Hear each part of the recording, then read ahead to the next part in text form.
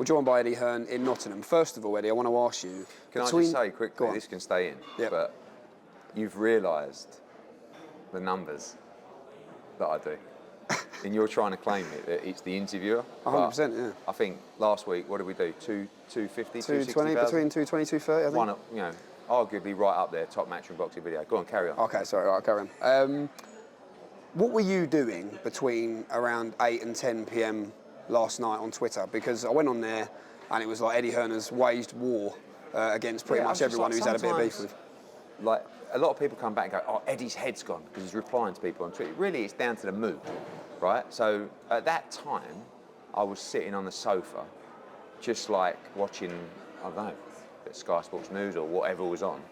And just, like, you've got to understand that there's a lot of people in America that have an agenda against us, which is incredibly flattering, because you have to, like I was saying to people last week, you know, we're just a promotional company, previously small family business from Romford, out there promoting the biggest fights in the world, globally. And when you actually break it down and see what all these other people are doing, they can't lace our boots. That's the reality. We're in Saudi Arabia one week, we're in Vegas another week, we're in the O2 another week, we're in Mexico, we're in Brisbane, we're in Milan, we're in Madrid. Like, who is doing that? No one. So there's a lot of people in the industry who have agendas, right? Listen, probably, maybe I have an agenda sometimes when I'm doing something. It's that kind of business. And sometimes you've got to get on the front foot in life, yeah? So when you're sitting there at home and you're seeing all these, or some Muppets, you know, who are either fed false information, lying, or with an agenda, you want to bounce back a little bit and fight back a little bit. A lot of it was tongue-in-cheek. And then Ellerbe piped up, and I just had to put him back in his box and say, not tonight, Leonard, you know what I mean? And but people like it as well. You know, sometimes there's always I've been doing this a long time now, and when I used to, you know, I've definitely rubbed people up the wrong way that's probably affected fights actually happening. So sometimes you try and you go, no, I'm not going to be like that. And then other times you've got to back yourself and you've got to fight your corner. And ultimately, I'm not going to have anyone talk shit about me when I think they're wrong. It's a public platform, and I'm just as entitled to speak my mind as Dave from Rotherham, who's just told me that the show last week was shit. So that's where we're at. But people like it, Jamie, as well. You know, like people, you see the interaction, it's everywhere. People, my WhatsApp was going mad. What are you doing? Are you having a beer? What? No. Just sitting at home watching a bit of football, having a laugh. And I'm passionate about what I do. And there's a lot of talking points. Obviously, pay-per-view numbers from Triple G. Well, what's your verdict on that? Because that was what Dan Rafael was saying. DAZN came out and issued a statement on it. Over 1 million pay-per-view buyers worldwide. What annoyed me, look, this is what happens, right? After the fight, the boxing hardcore fans, they're obsessed with a couple of things. Number one is purse bids, right? And number two is pay-per-view buys. We're all hardcore fans. We want to know how a show performed. Now, no one really ever releases those numbers. And once you start doing that, it's quite a sort of, people are just expecting of it all the time. Dan Rafael got fed numbers by people with an agenda who wanted it to fail. Those numbers were miles wrong, right? And it's all very well. But the problem is when you work for a big outlet, you know, I had this conversation with Mike Coppinger the other day. He can't really report pay-per-view numbers based on me or Stephen Espinoza or Leonard Ellerbe telling you a number that they've heard it did, because they're credible outlets. So Dan Rafael at the moment is not with a big outlet. He can say whatever he wants. So he took the punt to give you a number, but the number was well out. Then when DAZN come back and say, no, actually it did over 1 million pay-per-view buys, he comes back and says, yeah, well, half of that was in the US. No, don't be ridiculous. A huge proportion of that was in the US, because don't forget, this is obscure start times, 4 o'clock in the morning in Europe, Australia, and look, key markets where you're talking about tens of thousands of buyers coming from these smaller markets. And the event wasn't on pay-per-view or available in DAZN in the biggest markets, Mexico, Latin America. So Dan was miles wrong. And, you know, he couldn't quite take it upon himself. And then he started saying, well, did the pay-per-view cover the main event purses? What the fuck's it got to do with you? Absolutely nothing at all. We pay the bills, DAZN pay the bills, and by the way, what about the gate? He comes out, well, you know, the gate was 24 million. Yeah, the gate was 22 million for this one. And by the way, that's publicly reported that information. So, like, people are obsessed with how the fighters got paid and how the maths worked out. I think, on a whole, the numbers were solid. I think they were probably a little bit below DAZN's expectations in the US, probably. But still, nowhere near the reported number from Dan Rafael, and that's annoying, upsetting that you take the word of someone with an agenda. So we had to put it right, and DAZN put it right. So, on one hand, people are saying, oh, DAZN don't have a lot of subscribers globally. Then Dan Rafael's saying that he's done 350,000 buys. 450,000 buys, just in globally. But I thought we didn't have any subscribers. Now all of a sudden all these people are buying pay-per-views on DAZN globally. So really none of it actually matters in the slightest. But in the passionate world of fight fans, sometimes you've got to let people know. And I think the fight was a success. Certainly was at the gate. And I think the pay-per-view numbers globally were as well.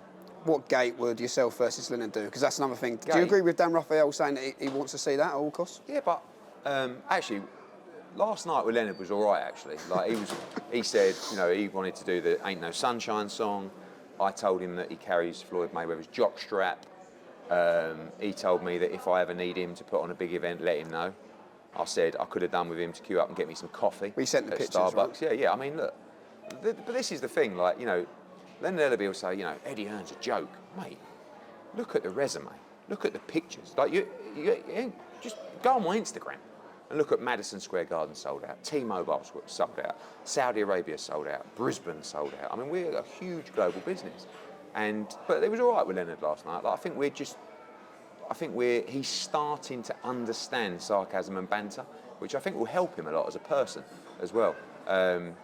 And would we fight? How many buys would that do? I mean, it's an interesting one, isn't it? Because I can't really fight, but he's quite old. We saw you on the speedball down Salas's gym. Looked pretty handy. Yeah, but speedball's irrelevant. I mean, you're not getting hit back with a speedball. So look, me and Leonard would probably do 1 million buys worldwide as well. But it would have to be 90-10, genuinely. Because I can't put myself on the same kind of value as Leonard. I mean, lovely fella, terrible shoes. But, we'll see. I've got a bit of a break. If I get this operated on, maybe we could do it in 2023. Well, look, let's get back to the let's get back to the real stuff, right? So we don't upset the hardcores. Yeah. The fight, Canelo Triple G. At the time, you said you thought Canelo was outstanding. I said, do you think Triple G perhaps aged more or less when the first bell rang in the fight? We know he finished strong. Have you watched it back? And if so, has your verdict changed? I haven't watched it back. I mean, I don't need to watch it back. The fight was a good fight.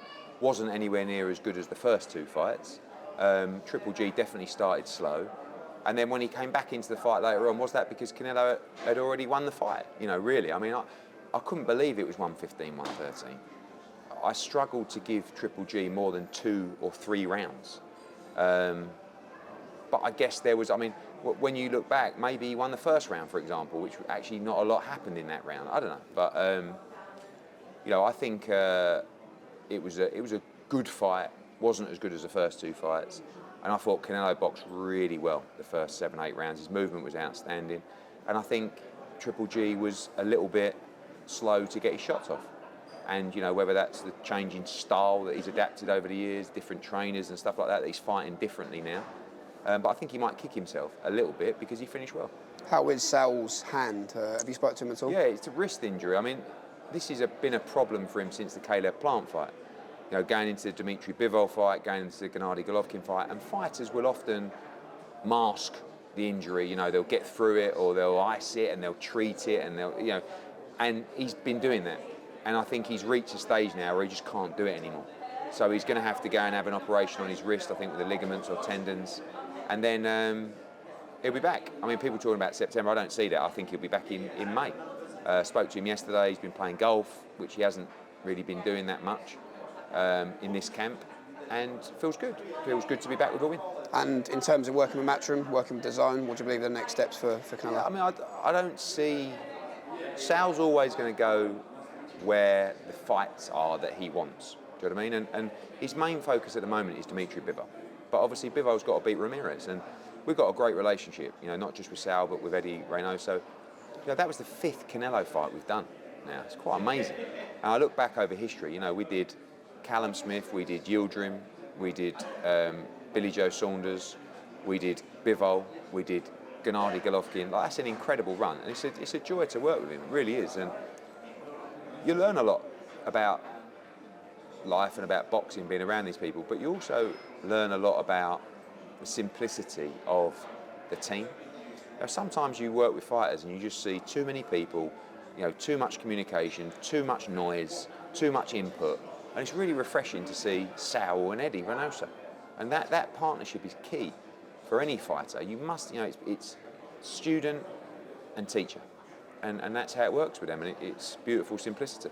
One man you also had a bit of back and forth with was Lou DiBella. Buatsi Pascal, Yeah. What's the latest? Look, this is pretty straightforward. Ever since that fight was made, and it's no, I was having massive back and forths yesterday on direct message with Pascal. You know, and he was like, look, don't, you know, you're painting me in a bad picture. No, you failed a VADA test, quite significantly as well, by the way. And we are not prepared, nor were 258, to put Joshua Buatsi in a fight without VADA testing. Now, ever from the start of when we lost that purse bid, and by the way, I spoke to George Warren about this, the fight was going to take place on November 26th at the O2. We had absolutely no problem at all with Buatsi taking this fight, providing he was comfortable. And that comfort particularly comes from knowing that VADA testing was contracted. Okay? When you win a purse bid, you get 14 days to have signed contracts from both parties. The night before the 14 days, we received the draft contract. Now, all building up to there, we told them, I've said publicly a million times, we've got no problem taking the fight as long as VADA testing is in the contract. They say, Pascal sent his VADA forms off, no problem.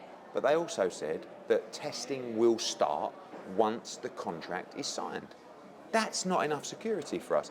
Lou DiBella will say, well, you missed the deadline. The IBF came back to us once we'd received the contract and said, we need the contract back. We'd asked for VADA testing to go in, okay? So it wasn't like we'd missed the deadline because the IBF was still asking us if we were going to sign a contract. We asked for VADA testing, it wasn't in the contract. They said to us, it will start once you've signed a contract. That's not good enough. So Buatsi decided, not Matchroom, not 258, Joshua Buatsi decided, I'm not prepared to go into this fight unless VADA testing is in the contract. Not promised that it will come later, in the contract. And Lou will say, yeah, but it's irrelevant because you missed the deadline. No, it's irrelevant because you didn't put it in a contract. You knew we wouldn't take the fight unless VADA testing was in a contract, and you still chose not to put it in a contract. And if you were going to do it, if you had already signed up, why wouldn't you just put it in a contract? So it's all a load of bollocks, really, in all honesty. And it's sometimes a way out, it's this, it's that, but we're okay. Because look, that IBF eliminator would have taken place in November. It wouldn't be called for another year anyway. You know, I've seen the stuff about Buatsi and Callum Smith. That fight's not been offered to both guys. It's a fight I would like to make. It's a fight I've discussed with Joshua Buatsi. It's a fight that I've had brief conversations with Callum Smith's lawyer about. Is it a fight we only see with a world title on the line? I don't think so, because at the end of the day, look, they're both in similar positions, right? Buatsi is rated high with the IBF, he's very high with the WBA, could be made mandatory to the winner of the next mandatory to Bivol against Ramirez, right? But how long are you going to wait? Callum Smith wants a world title. But in the meantime, if there's a massive domestic fight that pays huge money, I think he'll consider that fight. And I think it's a tremendous fight, as is Yard against Buatsi, which I've talked about now with George Warren as well. So I would have liked him to fight Pascal, really, but not on any terms. And people presume, I saw one person said, Eddie was never going to let him fight on BT. Bullshit. Total bullshit. We said to 258, here's a contract, we're happy for you to take this fight, no problem. And Joshua Buatsi made it clear, with the track record of John Pascal, I will not fight him unless VADA testing is in the contract. And it's not about, you came back after the deadline. Watch my interviews. All the conversations on the phone must be in the contract. Wasn't in the contract. So it's all irrelevant now anyway. Fight's not happening. But we'll look at getting Buatsi out in November. And I think, whether it's Yard, whether it's Callum Smith, I like the big domestic fight as well, while everyone's just queuing up, waiting for a world title shot. Katie Taylor, back in London. Talk to us Yeah. about that card and what we can expect on Great Dubai. card. I mean, look, Katie Taylor now, obviously we wanted to make the Serrano rematch. She wouldn't take that fight. So she's straight in with 19-0. Carbajal, very good fighter. Great undercard as well. Jordan Gill against Kiko Martinez. Great fight, yeah. Brilliant fight. European IBF eliminator for the world title. Massive opportunity for Jordan. Great fight as is Kevin Agjarko against Peter Dobson. I think he's 16-0. Kevin's, 12-0. Two undefeated fighters as Kevin looks to step up now into the big league. Gary Cully, I don't know how far we are away from this fight, but we're looking to make Gary Cully against Angel Fierro, Mexican lightweight. It's an absolute war. Tremendous fight. Johnny Fisher's back. He's ordered about 3,000 tickets already. Jordan Reynolds probably missed some out as well, but it's a really, really good card, October 29. For you, Eddie, just quickly, how important was it after you heard the news about Lee Wood that this fight still went ahead, and how excited are you, based on what we see with the face-off yesterday, shout off to Darren Barker, of course, but how excited are you for the fights this I Saturday think, night? look, you can't really win in that situation because maybe the sensible thing to do from a business perspective is to just pull the show. You know, you've sold 8,000 tickets or whatever we'd sold. Now all of a sudden you sell 3,500 tickets. You know, you've got all the costs to still go ahead. And then you start thinking about the sacrifices that people have made and the fact that boxers only get paid when they fight.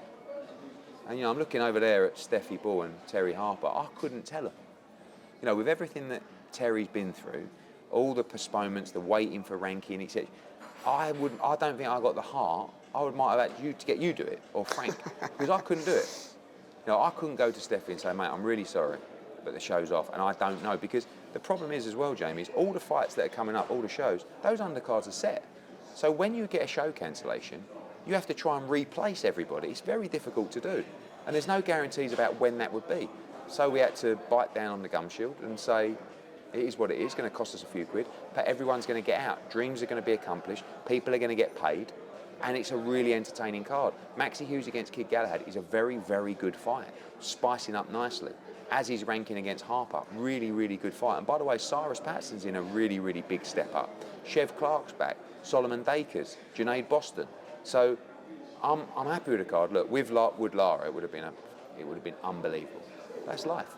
So what are we going to do about it? You know, so we're good to go Saturday. It's going to be a great night. Do we see Wood Lara later this year, do you think? I think so, yeah. I spoke to Lee today and he's going to give it a couple of weeks and see when he thinks he'll be ready with a bicep. One question I do want to ask you, Ed, is about Jake Paul. You've obviously had your back and forth, but he came out with some fairly strong accusations, I think it's fair to say. Yeah. Is that, what's the latest? Is that going further from your perspective? Look, Jake Paul is... Jake Paul's good for boxing in many ways. But Jake Paul can also be terrible for boxing because the fact that he's just found a boxing gym and decided to become a fighter, he doesn't still have the respect for the industry and the history of the sport of boxing. What he said in terms of his allegations of corruption with Glenn Feldman is totally unacceptable. And we all have a laugh with Jake and he's an average fighter. And I'm telling you now, what he said was unacceptable and it will be dealt with. Because we take this sport, we take our values as a business and a family very, very seriously. And we love the sport of boxing. So for him to come out with idiotic comments without even thinking about what he said is extremely harmful for me, us as a business, and very disrespectful to us as a business and a family. So Jake's comments will be dealt with appropriately. And I'm not prepared, as I would be on many occasions, just to take what he says with a pinch of salt on this occasion. Because it's bang out of order and, as I said, totally disrespectful to the sport of boxing and to me and to us. And I take it extremely personal because they're questioning our credentials, they're questioning our integrity, and I won't have it. So he's going to have to deal with the brunt of that. And maybe he don't care, but I do. So, yeah, I mean, look, Glenn Feldman is one of the best judges I've ever seen in boxing. Sometimes people have a scorecard you don't agree with. Steve Weisfeld, another judge, I think is incredible. 115, 113 to Canelo Alvarez at the weekend, you know, and so you're questioning not just the integrity of Matchroom, and he doesn't even understand. You know, when he says, I mean, why are Matchroom still choosing that judge? Matchroom don't choose the judge, you idiot. The commission do. I don't even think he knows the rules. I don't think he knows the structure. I don't think he knows how it works. But like I said, sometimes all this Jake Paul stuff, it's a laugh, right? And it's funny and it's good for business. This is not, and this will be dealt with. Last couple now, Ed. Obviously, we roll into a really stacked schedule for the rest of this year. Eubank Ben, it's come around so quick. I think everyone in the office is so excited, as are all the boxing fans around the world, for this one. Yeah, we're about to hit a huge run. Obviously, Nottingham this week, and then it's mad that you get these graphics that we put out. 11 weeks to go, 9 weeks to go, and then the graphic this Saturday will be 2 weeks to go. Conor Benn against Chris Eubank. Straight out to Brisbane after that for Paro against Jarvis. I can't wait. Dempsey McKean, Sky Nicholson. And then going from there to Mexico, Julio Cesar Martinez will defend his world title. October the 29th now, Katie Taylor, Jordan Gill against Martinez, Kevin Ajarko, Gary Cully, etc. November 5th, an unbelievable card with Bivol against Ramirez, the undisputed lightweight world title, Cordina Rakimov as well. November 12th, we'll be in Cleveland with Montana Love and Stevie Spark from Australia. We'll have to find a show for November 19th because November 26th, we're about to announce another big heavyweight show coming your way, and then obviously we're rolling to December and we see what happens with AJ. December 3rd, Chocolatito Estrada 3. December 10 looks like it will be Josh Warrington, and obviously 3rd could also be Fury against AJ. See where we get with that. You got for an interview, Ed, without going through AJ's resume. Yeah, yeah, I'll do it if you want. But look, that fight we've been sent a contract which had quite a few issues, and we're going back to Queensbury to try and get it right. Everyone's working proactively. I've got nothing bad to say about them. I don't think they have as well. So in that respect, I think we want to get it done. Timing is key now because we need to get a move on. Final word, Joe Joyce, Joseph Parker. How do you see that one going? Good fight. I like them both. Really. I mean, I love the stuff that they did with Joe Joyce. Because he's very likeable, Joe, and he's never going to be that guy who's going to give you great smack talk. But he's a very good fighter. He's very tough to watch. Sometimes when Joe Joyce fights, my group chat with my mates pops up and they watch boxing every now and again. And they go, who is this bloke? He's terrible. But they don't actually understand. He's really not terrible. He's a world-class fighter. He's extremely tough. And Joe Parker is a very good fighter as well. Be interested to see if there's any improvements from the extra time with Andy Lee. I think, as always in Joe Joyce fights, the opponent will start well and they'll pepper him. And then Joe will try and get on top and walk people down and use his strength and his great chin. And, I think it'll be a good fight. Eddie, as always, thanks for your time. Cheers.